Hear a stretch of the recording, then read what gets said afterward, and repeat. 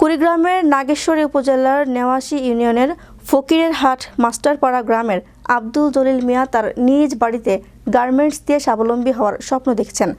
আব্দুল জলিল ও তার স্ত্রী ঢাকায় গার্মেন্টসে দীর্ঘদিন চাকরি করার পর তারা বর্তমানে নিজের বাড়িতেই 5টি মেশিন দিয়ে শীতের পোশাক তৈরি করে বাজারে বিক্রি করছেন।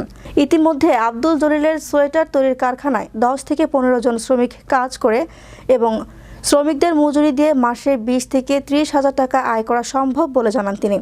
স্থানীয় বিশেষজ্ঞ মহল জানান, আরও বড় আকারে কারখানা করে আরও মেশিন আনতে পারলে এখান থেকে দ্রুত স্বাবলম্বী হওয়া সম্ভব এবং এলাকার কিছু বেকার যুবকদের কর্মসংস্থানের পথ সৃষ্টি হবে বলে মনে করছেন তারা। আমি আগে ঢাকায় ছিলাম, গার্মেন্টসের চাকরি করছি, কারণ গার্মেন্টসের চাকরি করতে ভালো লাগে না। পরে এখানে আসিয়া এই কাজ আমরা শুরু করছি।